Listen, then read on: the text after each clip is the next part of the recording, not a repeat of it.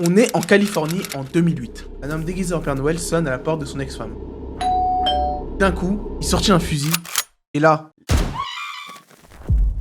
l'événement a traumatisé les États-Unis pendant des années. Ça reste encore aujourd'hui un des faits divers les plus troublants et sombres de la période de Noël.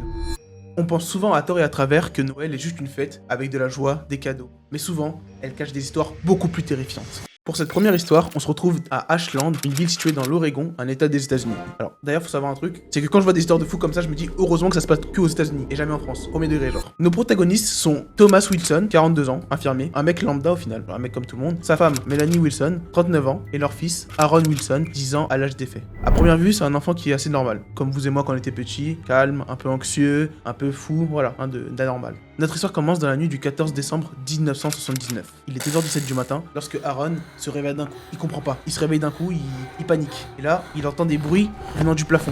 Mais c'est pas des bruits de canalisation, c'est pas des bruits de bois, c'est des bruits humains. Des vrais bruits humains. C'est des pas en fait. Et devant ça, qu'est-ce qu'il fait notre Aaron? Il est 2h17 du matin, il y a tout le monde qui dort, il entend des bruits venant du grenier, bah il se rendort. Oui, il se rendort. Oui, il se rendort. Contexte. La maison a été construite en 1891. Elle appartenait à un certain Edward, qui est mort soudainement, selon les dires de sa famille. On ne sait pas vraiment comment. Sûrement une mort naturelle, mais bon, on doute. Aucune autopsie a été effectuée. À l'époque, on parlait seulement d'un arrêt du cœur. À 61 ans. Avant tout, pour vous décrire la maison c'est une bâtisse immense. Elle fait 3 étages, il y a un grenier sombre, une cave en pierre. Vraiment, le starter pack des films d'horreur, quoi. Vraiment. Plancher grinçant, je ne vivrai jamais là-bas. Jamais. Jamais. À l'arrivée des Wilson, Mélanie rigolait sur ce fait et en disant « c'est une véritable maison de film d'horreur ». Oui Mélanie, c'est une maison de film d'horreur. Pourquoi tu emménages là-bas? On reprend notre histoire, on est le 17 décembre. On revient avec notre Aaron, qui joue seul dans sa chambre. Vous sentez la douille venir. Pour plus d'intimité, notre Aaron, il décide de fermer la porte. Voilà quoi, bon, il est jeune, il veut jouer seul dans sa chambre, voilà. Sauf que Aaron, il ferme la porte et d'un coup, bah la poignée elle bouge. Aaron il comprend pas. Il est tout seul à la maison. Pourquoi la poignée elle bouge? Donc premier réflexe d'Aaron, c'est il crie. Il crie papa, papa. Il dit ah c'est sûrement mon père, je sais pas. Et la poignée, elle arrête de bouger. Aaron il sort. Personne dans la maison. Les parents sont même pas là. Aaron il a un peu pris au dépourvu quoi, enfin c'est bizarre. Le soir à table, il vient et il en parle à ses parents. Et ouais maman, papa, trop bizarre, je ferme la porte, la poignée elle bouge toute seule. Son père il fait ouais mais c'est des conneries, c'est un petit... Bon il a de l'imagination, il invente des trucs. La mère, elle croit un peu son fils parce que elle-même, elle a vu la gueule de la maison, elle a très peur déjà. Elle se dit, ah ouais, chelou déjà. Bah c'est un jeune quoi, enfin il peut inventer des trucs. Sauf que, une information que je vous ai pas dit, c'est que le père, Thomas Wilson, bah il ment. Il sait que ce que dit Aaron, c'est très probable. Thomas, il a grandi dans la maison, dans la ferme. Et il entendait les mêmes bruits de pas. Les mêmes. Venant du même endroit du grenier. Et Aaron décrivait parfaitement les bruits de pas, comme son père les entendait. Mais en fait, Thomas, il est piégé. Il veut pas alerter sa femme, ni son fils. Donc, il joue la carte de la délusion en disant « Oh, c'est rien, c'est un petit, il a imaginé. » Sa femme, elle est en mode « Bon, hein ?» Son fils, il sait ce qu'il a vu quand même. Il est pas fou. Le 24 décembre, la veille de Noël, la famille est réunie autour de la table. Ils mangent un bon repas, tranquillement. Tout se passe bien. Chacun, voilà, vit sa vie. Maintenant, vient l'heure des cadeaux. Aaron, il ouvre ses cadeaux, il est tout content. Voilà, c'est exactement ce qu'il voulait pour Noël. Maintenant vient l'heure d'aller se coucher. C'est bon, il a ouvert ses cadeaux. Thomas, il dort. Et comme la nuit dernière, un bruit. Le même qui vient du même endroit, du plafond. Les mêmes bruits de pas. Et Thomas, il commence à en avoir assez. Parce que ça l'empêche de dormir, simplement. Enfin, imaginez-vous, vous avez 10 ans, vous entendez des bruits dans le plafond, vos parents, ils vous croient pas. Enfin, en surface, ils font genre qu'ils ne vous croient pas. Aaron, il est complètement paniqué, Aaron. Et là, d'un coup, il y a une fissure dans le plafond. Il y a quelque chose qui est tombé dans le grenier. Aaron, il en a marre. Aaron, il crie, il appelle ses parents. Il y a Thomas et Mélanie qui courent vers la chambre. Il fait, mais qu'est-ce qui se passe? Qu'est-ce qui se passe, Aaron? Et là, il leur explique la même histoire, les bruits de pas, les boum boum. Les parents, ils le croient toujours pas. Enfin, Mélanie, elle est tentée de croire son fils. Mais derrière, il y a son mari qui lui dit, non, c'est un enfant, etc. Sauf que, Thomas, tu sais que ils existent, ces bruits. Tu les as déjà entendus.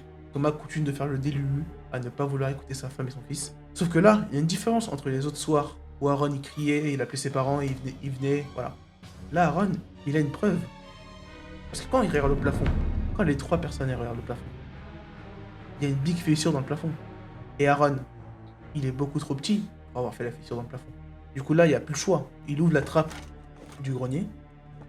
Derrière lui, il y a Mélanie, et derrière eux, il y a Aaron, encore une fois. Ils montent dans le grenier. Thomas, il éclaire chaque partie de la pièce du grenier. Grenier immense, encore une fois, je le rappelle. Mais rien. Il n'y a rien. Strictement rien. Les seules choses bizarres, c'est une couette qui est parfaitement pliée. Vraiment comme si quelqu'un dormait ici, quoi. Enfin, un reste de boîte de conserve et un chauffe-eau. Bah, le chauffe-eau, il est encore chaud. Sauf qu'on est en hiver. C'est-à-dire qu'il a été utilisé récemment. Thomas fouille de fond en comble le grenier, mais ne trouve rien. Ne trouve rien. La famille décide d'aller se rendormir tous ensemble dans la même chambre pour se rassurer. On est le 25 décembre. La famille Wilson appelle la police qui vient fouiller toute la maison, de fond en comble. Bien sûr, ils commencent par s'attaquer par le grenier, où tous les événements paranormaux se sont passés. Les policiers, ils trouvent rien. Si ce n'est les mêmes choses déjà relatées la veille, le chauffe-eau, les draps bien pliés, les restes de nourriture, mais rien d'alarmant quoi. Enfin, et là, il y a un policier qui regarde la toiture et qui voit un truc bizarre. Comme s'il y avait une fente. Comme s'il y avait quelque chose derrière. Il commence par toquer, ça sonne creux. Du coup, il prend le pied de biche, il force le mur et là, un homme. Un homme sale, barbu, qui sent, qui a l'air plutôt âgé, qui a le regard fuyant, pris au dépourvu, comme si on avait attrapé un animal dans un piège. Cet homme, c'est Harold Meyers, un sans-abri de 57 ans, ancien charpentier, qui vivait dans cette maison depuis 8 mois. 8 mois à vivre dans le grenier, à se cacher, à essayer de faire le moins de bruit possible. Il vivait que la nuit en fait. D'où le fait qu'il n'y a que Aaron qui l'entendait. La parcelle où il vivait dans le grenier était juste au-dessus de la chambre d'Aaron. Les parents ils n'entendaient pas. Aaron si. Du coup vous allez me dire, si ça fait que 8 mois qu'il vit ici le SDF, comment ça se fait que Thomas, le père, il a déjà entendu ces bruits quand il était petit, venant du même endroit? Maintenant, la police décide d'arrêter monsieur Harold Meyers, mais avant de partir, il dit qu'il a un cadeau pour le petit. Il a un cadeau pour Aaron. Déjà très bizarre déjà. Les parents ils comprennent pas, la police non plus. Il tend un cadeau. Le papier d'emballage il est mal fait, il est un peu sale. Il tend le cadeau à Aaron. Ils ouvrent le cadeau, ils voient une voiture. Et il y a juste une voiture. Une voiture, même pas en bon état, avec le phare cassé, etc. Mais toute la famille a les yeux écarquillés en voyant cette voiture. C'est pas juste une simple voiture. C'est un ancien jouet d'Aaron qu'il a perdu, son jouet favori. Il avait perdu à 6 ans, il y a 4 ans. Vous allez me dire, ah bah sûrement que il vivait pas ici depuis 8 mois et qu'il avait volé le cadeau au petit. Sauf que le cadeau, il l'a pas perdu dans cette maison, Aaron. Il l'a perdu en vacances. Harold Meyers, il repart en rigolant. Tout le monde est pris au dépourvu. Personne ne comprend ce qui se passe. Et avant de partir, il leur dit, j'étais pas seul à marcher la nuit.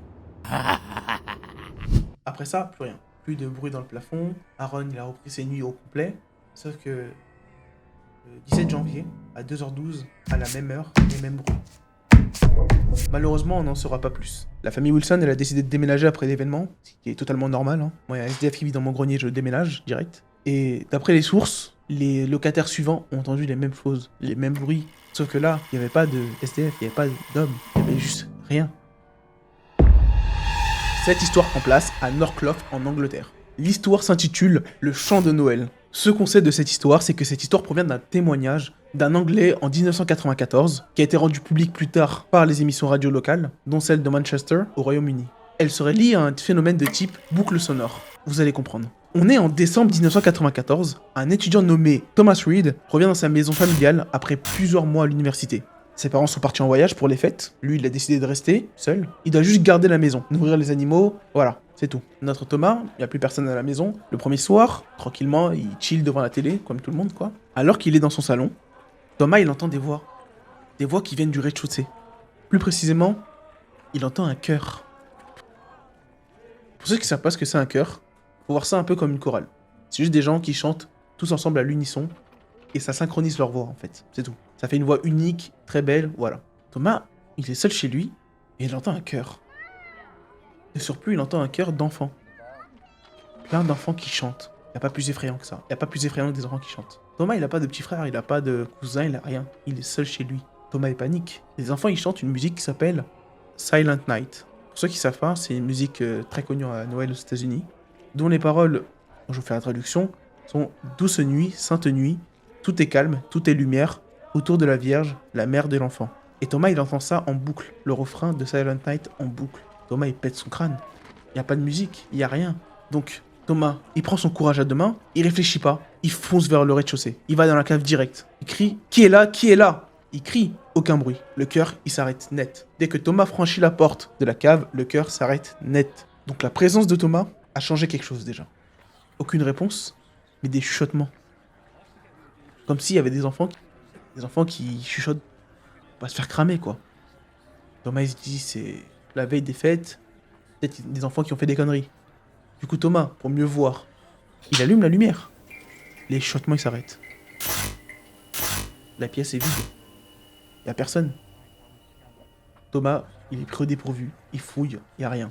Il se dit, c'est sûrement dans sa tête. Il est seul. Il éteint la lumière. Il repart se coucher. On est le 25 décembre, la nuit suivante. Il est 1h13 du matin. Thomas, il se lève en sursaut, Thomas. Il entend les mêmes chants. Le chœur d'enfant qui chante Silent Night en boucle. Thomas, il devient fou. Il est 1h13, il est seul. Il n'y a personne autour de la maison. Il entend le même chant. Il se dit, soit c'est des petits, et si je les chope, ils vont morfler. Soit c'est pas des petits, et c'est moi qui va morfler. Notre Thomas, il pète son câble. Il crie, il fait, mais laissez-moi, bordel. Et d'un coup, il y a une différence dans le chant. Il chante plus Silent Night comme depuis le début. Maintenant, il chante Thomas en chœur. Bien sûr, ça ne rassure pas notre protagoniste. Et Thomas, il sent comme un froid extrême d'un coup. Comme si quelqu'un avait ouvert une fenêtre et qu'il y avait un gros courant d'air qui passait sur lui. Thomas, il comprend pas d'où ça vient. Entre le froid, le cœur, notre Thomas, il dit qu'il sombre dans la folie, en fait, c'est ça. Il se dit, c'est fini pour lui, en fait, c'est fini. Et là, d'un coup, plus rien. Plus rien. Plus de bruit, plus de froid. Thomas, il se dit, ok, je vais juste me rendormir au final. Très mauvaise idée, les gars. Très mauvaise idée. Rentrez chez vous. Sortez de la maison. S'il se passe vraiment ça, sortez de la maison. Thomas, pour se rassurer en se disant qu'il est pas fou et que tout ça, ça vient pas de lui, la troisième nuit, il savait que ça allait revenir. Mais avant tout, il décide d'être plus intelligent encore. Il place un magnétophone pour enregistrer ses cœurs. Troisième nuit, rebelote. Les mêmes bruits, le même cœur, Thomas, Silent Night, mais il commence à être habitué, il calcule pas. Il réécoute le magnétophone. Effectivement, c'est bien Silent Night qui passe en boucle. Mais Thomas, il remarque qu'il y a un bruit de fond. Un bruit qu'il n'avait pas remarqué quand il écoutait le cœur. Il y a un grincement. Mais un vrai grincement. Un grincement comme quelqu'un qui frotte ses ongles sur un tableau. Quelqu'un qui frotte ses dents. Tout ça, c'est totalement contradictoire avec le cœur qui est synchronisé, des voix harmonieuses d'enfants. Il entend un grincement. Presque douloureux en fait, le grincement. Thomas s'en a assez pour lui. Thomas s'en est assez. Il prévient ses parents, il part de la maison et il ne remettra plus jamais les pieds. Quelques semaines plus tard, quand les parents sont rentrés à la maison, Thomas il leur a expliqué ces phénomènes. Bien sûr, les parents ils pensaient que c'était juste un délire de Thomas, ils l'ont pas vraiment cru et il n'y a plus jamais eu d'événements paranormaux comme ça dans la maison. On n'en saura pas plus. Histoire plus courte intitulée The Christmas Visitor. C'est une histoire qui se passe aux États-Unis. Oui, encore une fois, il y a que là-bas qu'il se passe des trucs de fou en vrai, on va pas se mentir. Reprenons. On est en 1973, dans une ville de l'Ohio, avec une famille modeste, Donald et Teresa Hawkins, et leurs deux enfants, Nina et Charles, respectivement 10 ans et 6 ans. Leur nuit de Noël 1973 va marquer à jamais leur famille et le folklore local. L'histoire commence vers 2h du matin, lorsque Nina dit avoir entendu quelqu'un marcher dans le couloir. Nina, elle a 10 ans. Elle entend quelqu'un marcher dans le couloir la veille de Noël. Elle se dit, ah, c'est le Père Noël. Pour elle, c'est logique. Comme tout enfant de 10 ans, c'est logique. Elle jette un coup d'œil par la porte. Sauf que, au lieu de voir une silhouette toute ronde, toute rouge, toute joviale, elle voit une longue silhouette noire, toute fine, toute longue, dans la pénombre. La silhouette, elle est penchée vers le sapin. On va appeler ça une créature parce qu'on sait pas ce que c'est en fait. La créature touche les décorations du sapin. Mais en vrai, sans vraiment les toucher. Juste, elle les effleure. Comme si elle les attirait vers elle.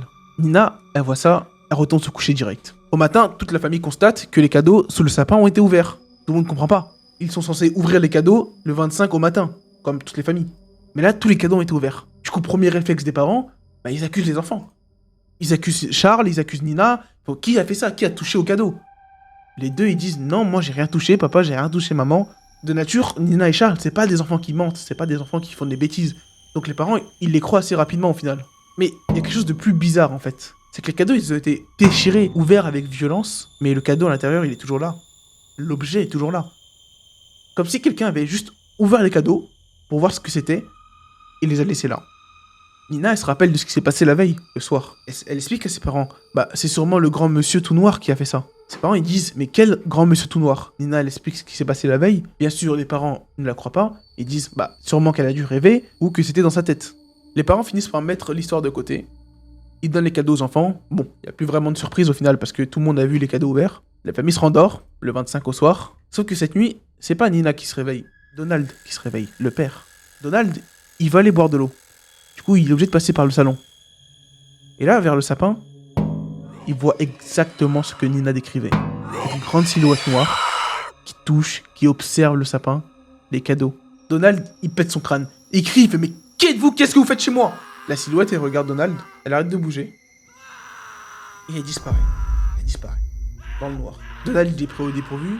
Donald, il prend son verre d'eau et il part se recoucher. Le lendemain matin, la famille se réveille et voit le sapin complètement déchiqueté. Des traces de griffures sur le mur, des traces de griffures sur le sol. Pour la famille Hawkins, c'en est beaucoup trop. Donald, Teresa, ils prennent les deux enfants, ils partent de la maison. C'est la fin de l'histoire. Ce qu'on sait aujourd'hui, c'est que les locataires suivants diront avoir aperçu la même silhouette, toujours au même moment, le 24 décembre. Cette histoire fait partie intègre du folklore de l'Ohio maintenant. Tout le monde connaît cette histoire, tout le monde connaît la maison. Après plusieurs locataires qui ont relaté les mêmes faits, toujours au même moment, la veille de Noël, le 24 décembre, la maison elle aura plus d'acheteurs. Il n'y a plus personne qui veut vivre dans cette maison. Dans l'Ohio, tout le monde connaît l'histoire du Christmas Visitor.